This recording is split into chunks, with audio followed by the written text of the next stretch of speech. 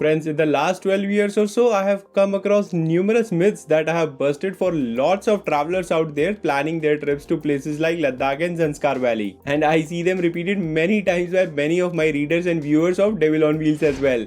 Today in this Express FAQ series on traveling to Ladakh, I will share 12 such busted myths that will certainly help you plan your Ladakh trip in a much better way. So, let's get started.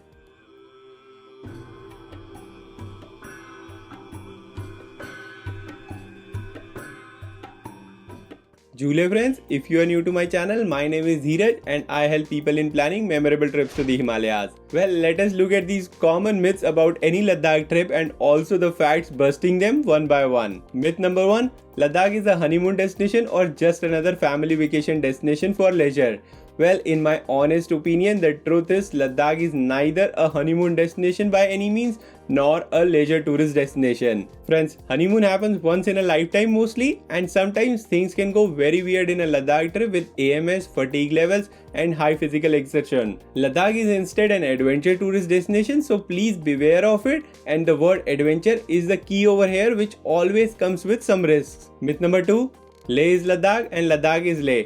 Well, the fact is, Ladakh was one of the 3 regions in the state of Jammu and Kashmir, with other 2 being Jammu and Kashmir. Recently, Ladakh has been made Union Territory and is no longer part of Jammu and Kashmir state as such. Now, Ladakh Union Territory is further divided into 2 districts, one is Leh and the other one is Kargil. Leh is the district headquarters and further divided into 3 tehsils and 9 blocks. So, Leh is a district or town in Ladakh Union Territory. Myth number 3. Ladakh bike trip can only be made if you have a Royal Enfield bike.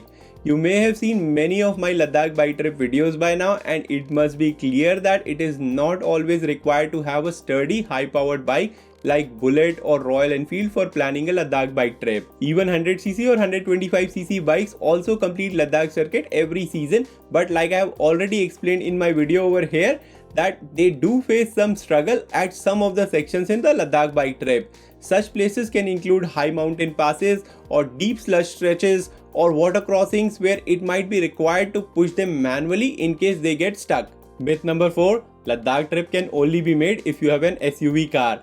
Well, yes, you will face few challenges with small cars which have low ground clearance, but it does not mean that you cannot plan a Ladakh trip in a hatchback or a sedan car. I personally have done many times in variety of cars ranging from hatchbacks, sedans or to SUVs. What you can do is that you can opt for Srinagar Leh route with a smaller car to start the trip. Once you reach Leh and do the sightseeing in Ladakh, you can always reassess your comfort level with the drive so far and your confidence level as well. If you don't feel anything was very challenging so far and you are not low on confidence, you can keep traveling back home via Manali Leh Highway. Otherwise, you can return the same route of Srinagar Leh Highway, which by then will be familiar to you. Of course, in a small car with a low ground clearance, you need to drive with extra care and caution and ensure that you do not bump or puncture the engine sump. Also, whenever you are in doubt, do not rush through any tricky section. Instead, park aside, assess the situation or the section and then make your way through it.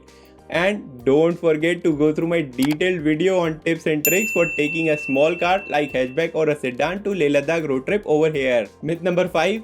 Ladakh has banned self-drive cars. Taxi mafia is creating nuisance and beating everyone over there.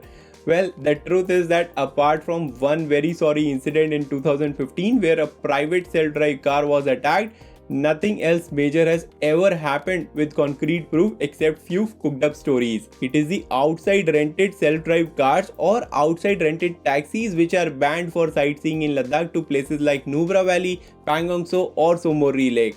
However, even such cars are completely allowed to reach Leh and exit either from Srinagar side or Manali side. When it comes to personal cars or bikes, there is no such restriction at all and you are free to take your bike or car anywhere in Ladakh for any kind of sightseeing. Myth number 6. Ladakh trip can be made on an extended weekend. Well, this myth is most dangerous one out there. The truth is that traveling to Ladakh requires your body adjustment or acclimatization to the high altitude of the region. If it is just Leh that you want to visit, then it could be possible over the weekend. But any other sightseeing within Ladakh would add at least a minimum of 3 to 4 days to your overall plan. You can fly on a Saturday to Leh, then acclimatize for the rest of the day and the next day do some local sightseeing within Leh before flying back home on Monday morning. that is pretty much what you can do on a weekend trip to Ladakh. After these initial 2 days of acclimatization and rest, you can visit Nubra Valley over the next 2 days or do a 3-day trip from Leh to Nubra Valley and then to Pangong Lake and back to Leh on day 3. So you can easily see that you need at least minimum of 4 to 5 days which are required for further sightseeing in Ladakh to places like Nubra Valley and Pangong So. Myth number 7, Ladakh is unsafe for travel. Well, in the last 12 years of my Ladakh travel experience, there have been only a couple of instances when the unrest in the Kashmir Valley has disrupted the traffic movement for the tourists.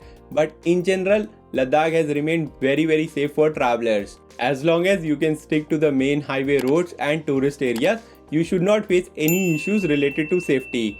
Again, I have made a detailed video on this topic of Ladakh trip and your safety, and don't forget to check that out. Myth number 8, Ladakh is a place where only young people travel for adventure and old age people should avoid it. Well, a trip to Leh Ladakh does not associate with your age, gender or physical fitness. Rather, this trip to the remote Himalayas solely depends upon your well-being or good health and the way you have planned your trip with proper acclimatization. By using my most recommended and common itinerary of Ladakh, lots of veterans make memorable trips to Ladakh every year. The itinerary is quite balanced and helps you acclimatize in a much better way. But please note that if you are suffering from any pre-existing illness or disease, then you must consult your doctor before planning any high altitude adventure to the places like Ladakh or Spiti Valley or Zanskar Valley. Myth number 9, Ladakh is very cold and I cannot travel in that cold conditions. And guys, I hear it so many times that it feels like as if Ladakh is a synonym for cold conditions for many of us who live out there in the plain areas. But the fact is that indeed in winters the chill gets out too cold to bear in Ladakh. However, season time is mostly pleasant, and if you are going well prepared by carrying proper clothing of your Ladakh trip, you should not have any issues whatsoever. Myth number 10, Ladakh is very high, I will fall sick and very sick. A lot of people feel that way, sometimes giving an impression from their expression that as if it is higher than even Mount Everest. But again, the fact is that yes, Ladakh is a high altitude cold desert, but if you follow the principle and tips of acclimatization and go prepared with proper clothing and better itinerary, at any given day you will be able to make a memorable trip to Ladakh. Myth number 11, Ladakh is very far, the journey is very tedious and hectic and I cannot undergo all that pain. Well, to counter it, you must make a balanced trip to Ladakh with sufficient days in hand while resting your body as well as gradually ascending the high altitude. The problem occurs when we try to cramp up the Ladakh trip plan in less number of days, as we do not always have the luxury of leaves mostly. So yes, if you make a Ladakh trip in a hush-push, then for sure it will have a toll on your body and you will certainly feel the pain of travel. But if you plan your journey well with enough number of days in hand, it is a trip which you will want to undergo life mein bar. And finally, myth number 12, Ladakh by air means I will fall sick and keep vomiting. Well, to an extent, this thought is very much true. All thanks to the many travel agencies out there in the industry who have never stepped into Ladakh, but they do sell the trips to Ladakh, of course. As an example, if after flying to Leh, you will travel to Pangong, so the next day you are bound to puke the whole day and lucky to live after that. But if you are aware and plan well on how to make a trip to Ladakh by air, you will be among thousands of people who do it successfully every year. When you fly directly to Leh, you must take complete rest after reaching Leh for at least 36 to 48 hours and then only go for any kind of sightseeing further in Ladakh. The key to any memorable Ladakh trip is to acclimatize well and gradually ascend. After acclimatization, visit the sightseeing places in Ladakh in the order of Nubra Valley, Pangong So and Somorri Lake. So friends, these were the top 12 myths and the facts about any Leh Ladakh trip. I hope this Mythbuster video helped you cleanse your mind from the uncertainties of planning a Ladakh trip, and you or your family will now feel more confident while making such a trip to Leh Ladakh. In my next video, I'll talk about top 7 things that you must consider while planning a Leh Ladakh trip. So stay tuned and I'll see you in my next video. Now in the end, if you found this video helpful, please do not forget to give it a thumbs up and subscribe to my YouTube channel. And in case if you need any help or have any questions on your upcoming trip to the Himalayas, please feel free to leave a comment down below and I'll be more than happy to help you out right away. Till then, my friends, Jule, and please keep our Himalayas clean.